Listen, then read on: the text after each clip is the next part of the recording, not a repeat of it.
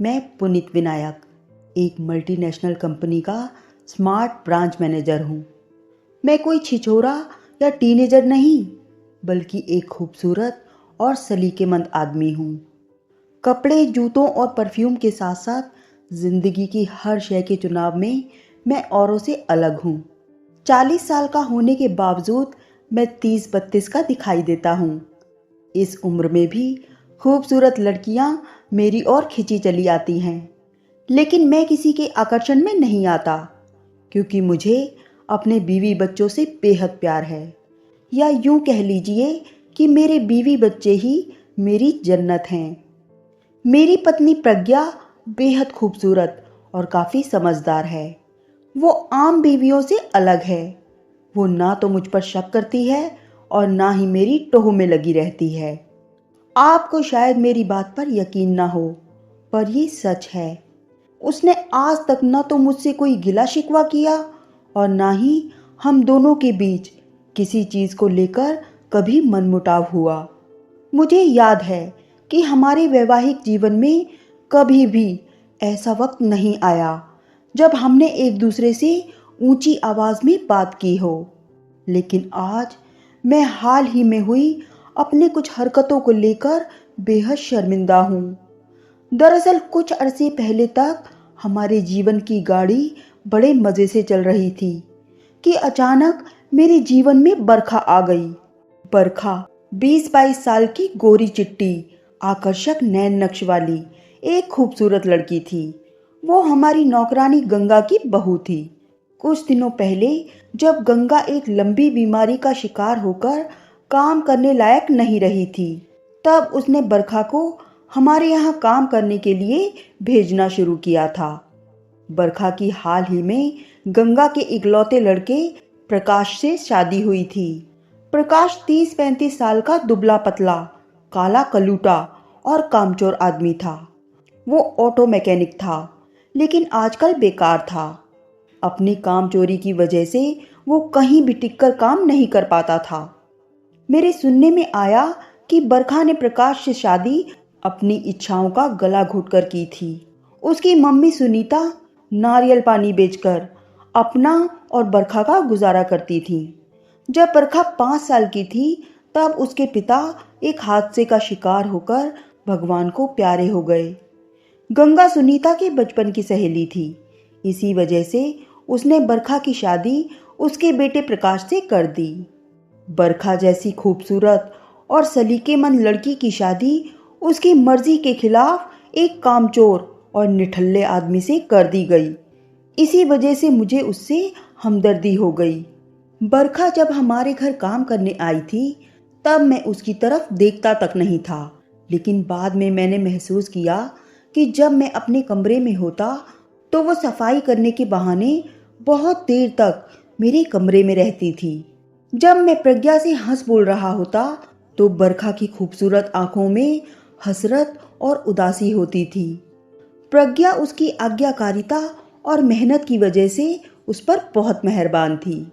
इसीलिए उसने बरखा को अपने बहुत से अच्छे कपड़े, यहाँ तक कि अपनी आर्टिफिशियल ज्वेलरी भी दे डाली थी। बरखा मेरे सारे काम भाग भाग कर करती थी। मेरे बच्चे भी उसके काम से बहुत खुश थे। प्रज्ञा के बहुत से काम उसने अपने जिम्मे ले लिए थे। प्रज्ञा उसके काम से पूरी तरह संतुष्ट थी। बरखा के आने की वजह से उसे फुर्सत मिल गई थी। इसीलिए अब वो अपने शौक पूरे करने में लग गई थी। उसे अब सहेलियों और रिश्तेदारों से मिलने मिलाने और मॉल में शॉपिंग करने के अलावा बहुत से रुके हुए काम याद आने लगे थे। वक्त कैसे गुजरता गया पता ही नहीं चला और बरखा को हमारे यहाँ काम करते हुए 1 साल हो गया।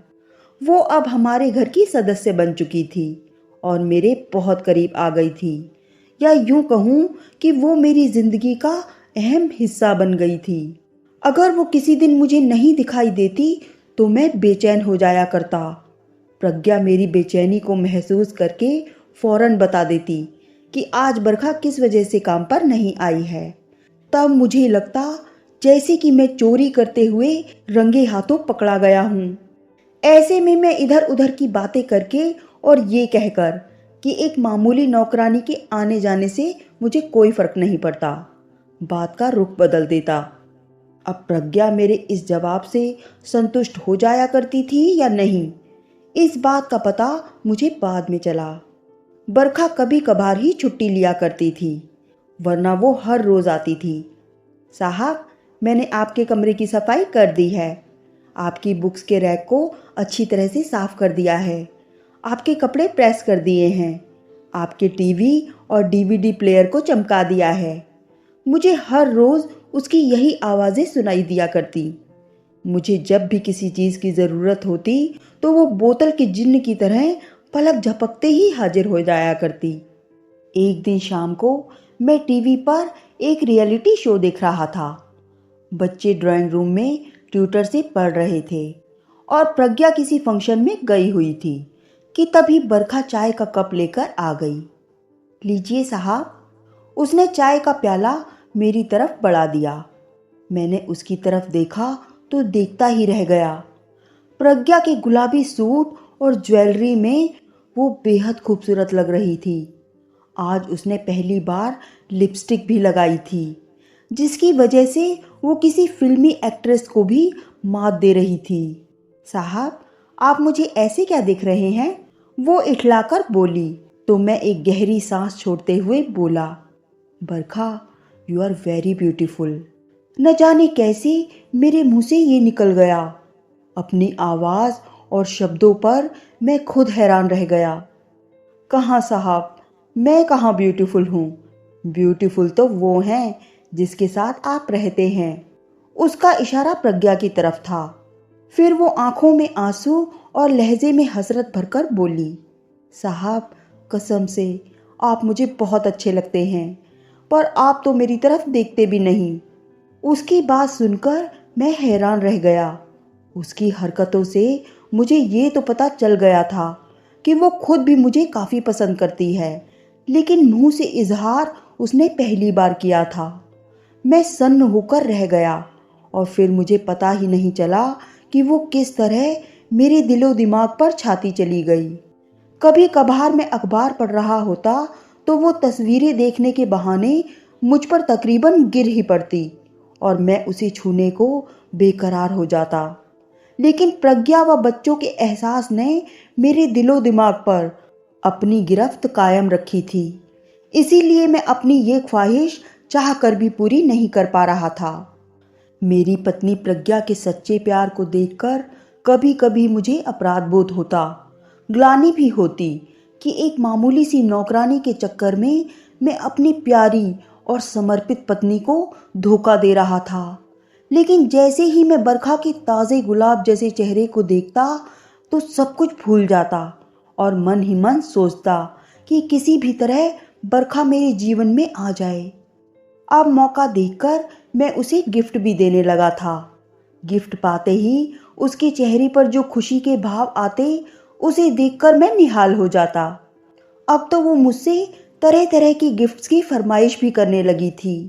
एक दिन जब प्रज्ञा बच्चों को लेकर मायके गई हुई थी, तब बरखा मेरे पास आकर सोफे पर बैठ गई।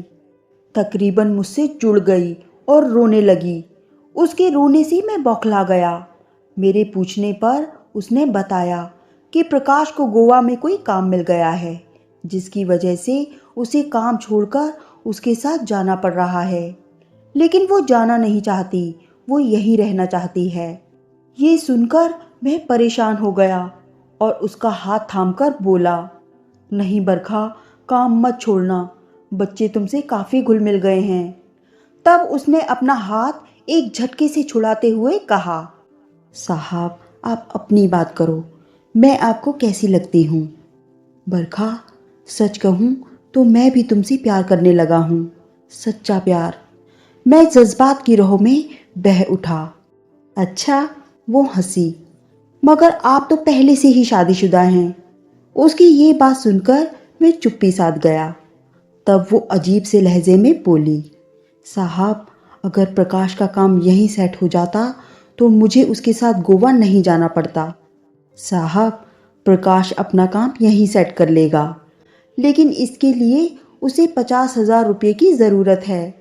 अगर कहीं से इस पैसे का अरेंजमेंट हो जाता तो मैं आपको छोड़कर कहीं नहीं जाऊंगी। ठीक है, मैं रुपयों का इंतज़ाम कर दूंगा, लेकिन वादा करो कि तुम ना तो कहीं जाओगी, ना ही इस बारे में किसी को कुछ बताओगी। मेरी बात सुनकर एकाएक बरखा की आंखें चमकने लगीं। मैं वादा करती हूँ साहब, इस बारे में मैं किसी को कुछ नहीं बताऊंगी, यहाँ तक कि प्रकाश को भी नहीं। 50,000 रुपये मेरे लिए नाखून की मैल के बराबर थे। मैंने आप देखा नताब और अलमारी से 50,000 रुपये निकालकर उसके हाथ पर रख दिए।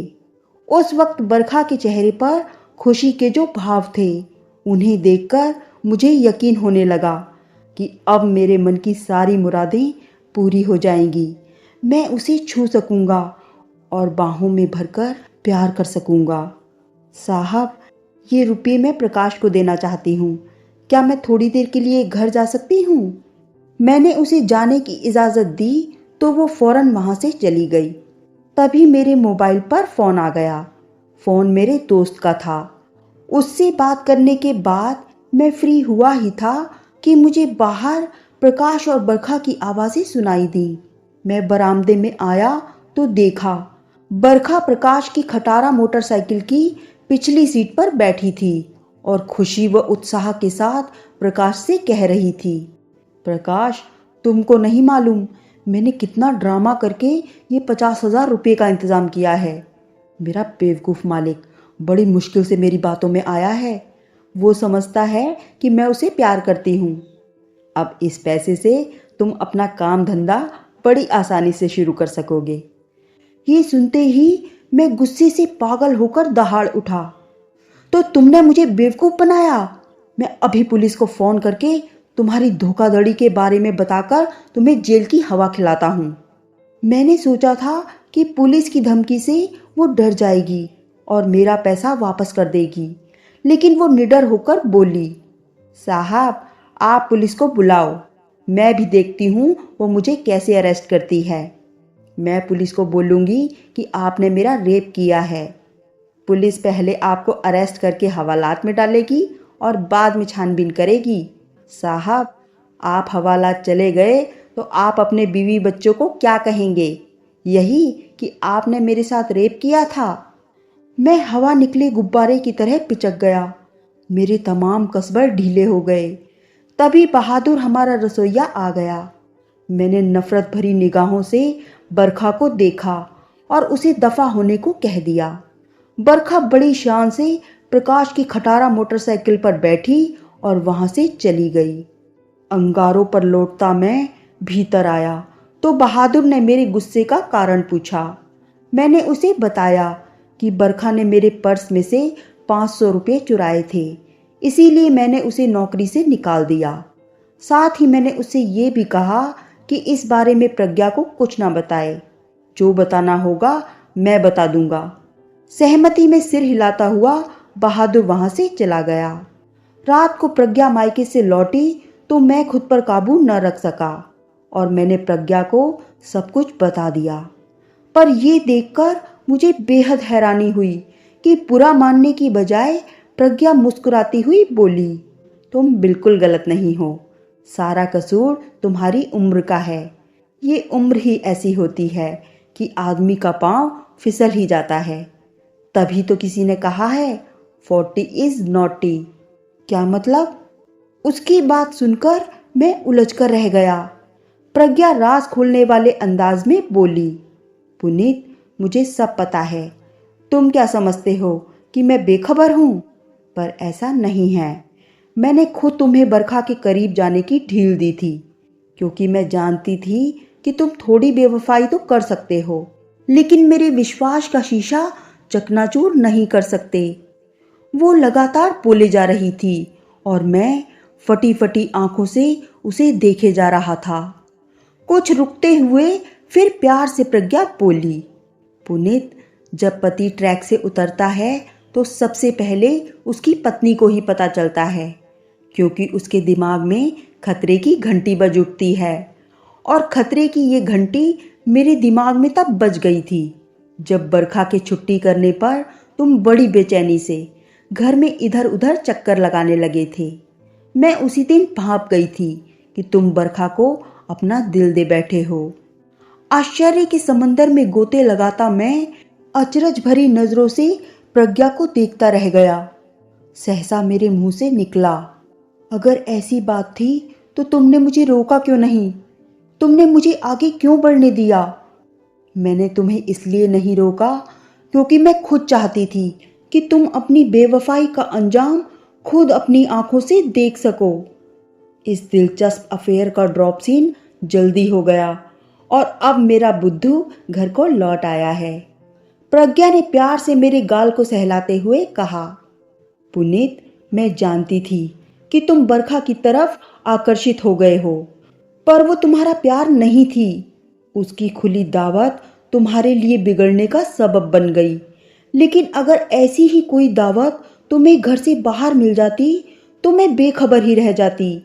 मैं उसका तोड़ कैसे करती?